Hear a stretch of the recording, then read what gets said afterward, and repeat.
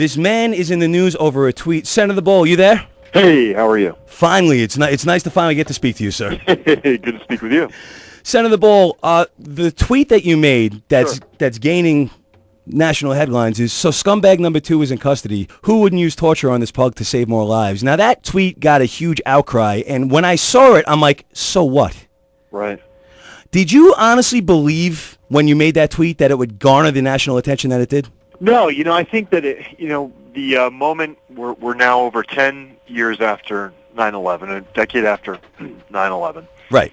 and a lot of people, especially outside of New York who were there that day, they have forgotten about that horrible day and how they felt. And I think that Boston has brought back some of those feelings, and now that we know that they're actually going to target New Yorkers right in Times Square, Yes. in the heart of in the heart of our area, it's amazing to me the amount of attention that it has gotten, because whether it be Alan Dershowitz or Bill Clinton or even the current president who hasn't shut down Gitmo, most people can agree that in a ticking bomb scenario where you would be able to save innocent American lives, that you would use all options possible. So.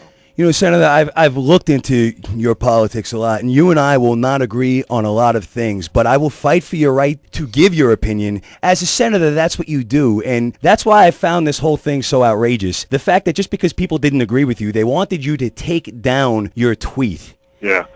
Well, that sure as hell wasn't going to happen, and I stood by it, and I made that comment as an individual. I mean, most politicians are full of crap. They are, Yep. But they're also a product of their environment, and we've created an environment where if you can't explain yourself in 30 seconds, you're outside of the realm of the national conversation, which is unfortunate. And I think a lot of those in the media thought that if they just hit me hard enough that I would back down, but a lot of politicians feel that, well, God, if I say what's on my mind, maybe I won't get reelected again. Yes. And they put polls out there, so they know exactly how their constituents feel, and then they don't move outside of that circumference. Well, I commend you for not backing down. First of all, the whole idea of demanding you apologize is ridiculous. What good is an apology going to do? It's obvious that you spoke from the heart. So to apologize for something you meant means nothing. Right. I go back in the conversation that has been had. If we look at Boston, and the governor said that Boston is the new normal, and those of us who have spoken with, have communications with those in Israel, we know that they're normal, that they've been doing this for a very long time. Right. And on most days, New York State continues to be terrorist target number one. And if this is the new normal, we need to wake up and realize that these terrorists play by a very different set of rules. Right. And this is different than some guy getting caught for grand larceny. We're talking about people who seek to hurt innocent men, women, and children. And we have to give our intelligence forces, our special forces troops, and our intelligence community every flexibility necessary to take down these animals. Senator Bohl, this is Matt here. I just want to ask you regarding the tweet. You said torturing. What did you mean by torturing? Like, what was the end of it? Did you want to torture him to get things out of him? Yeah, I think that's an interesting question, because we have certain folks in the elite in America that feel that if you leave the lights on at night and play loud music, that's torture.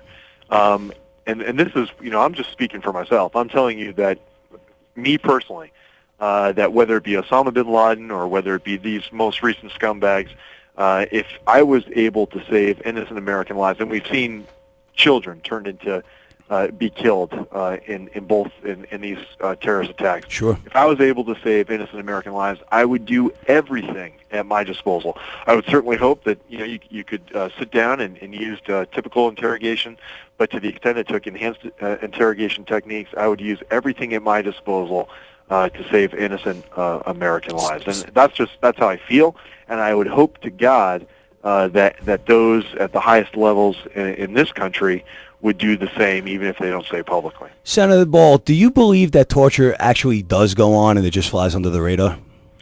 Well, it certainly does. Other countries certainly use it. There are countries that use intermediaries have partnerships with other governments to use it. And I certainly understand those who say that it doesn't work. I think to say that it doesn't work at hand is incorrect. I think that in certain instances it's more effective than others. But when you're dealing with that ticking bomb scenario, where in the war against terror that information literally saves lives, every method has to be on the table, and I think for good reason, even people like President Bill Clinton never took the option off the table because they knew the strength that came with it, with dealing with a very different threat. Senator Ball, I'm having a hard time disagreeing with a lot of what you're saying. When you talk about the safety of the American people, don't take it the wrong way when I say how much of the Constitution needs to be bent to protect us. I think that if you look at our history in dealing with enemy combatants, and you have lawful and unlawful enemy combatants. Lawful enemy combatants being, in a war scenario where you have POWs, and then unlawful enemy combatants. We have dealt with unlawful enemy, and I know that this most recent scumbag wasn't categorized as an unlawful enemy combatant, but he could have been. Right. His brother was. Right, and then even under the scenario of Miranda rights, you have the 48-hour window for public safety. There's a history of dealing with unlawful enemy combatants, and when we talk about our Constitution, protections for our American citizens, I don't think that one day, and it's increasing. Let's just be honest that it's increasingly likely. If you look towards 9/11, you had 19 thugs with box cutters who changed our global history. We're still reeling from that, including our economy. It's increasingly likely that a small group of well-financed people are going to be able to bring the United States of America to its knees. A nuclear attack or a dirty bomb scenario in the heart of Manhattan, in our financial sector, or in Washington, D.C., would be catastrophic. Not only day of, but the repercussions would make this nation reel for generations, quite possibly. That's the truth. That's the reality. It's not a scare tactic. That's something that at the highest levels are being dealt with every single day. In that scenario, I don't think that our Constitution was put together to say, you know what, we're going to use the Constitution to protect unlawful enemy combatants or terrorists who are seeking to destroy the United States, and then this nation is going to be brought to its knees, and we can say, well, but you know what, we would have passed the constitutional law course at Harvard. Right, understood. I don't, and I understand all the, I get the complexities, and that's why even when you speak with Alan Dershowitz, this wouldn't be allowing enhanced interrogation techniques at the lowest levels. We're not talking about, some low-level either military force or even intelligence officials. Sure. We're talking about at the highest levels, the President of the United States or a U.S. justice actually having the ability to sign off on it if necessary to save innocent American lives. And I think that most Americans who look back towards 9/11 or towards Boston, that if we could avoid either of those type scenarios, would want the president to have the latitude. And of course, any president would not take that lightly in any way, because for a host of reasons, that we would want to give them the latitude to do everything in their power to save innocent American lives. And maybe this is something that most people would rather talk about privately and just assume that protection is there. But in a democracy, we can't just assume that protection will be there, right? Because we elect congresspeople who continue to tie the hands of our intelligence community and continue to gut protections because of this conversation. So it has to be honestly had. Senator Ball, you're known as somebody who's out in the community. Our traffic girl's brother owns a restaurant that you frequent a lot. So you are there in the happenings. Moving forward, what are some of your plans to improve what's going on? Well, when I look at, do you mean specifically from a Homeland Security perspective? Or no, I just mean in general. This state, I'm a fifth-generation New Yorker. Okay. And, I have spent time in other states. I served in the military.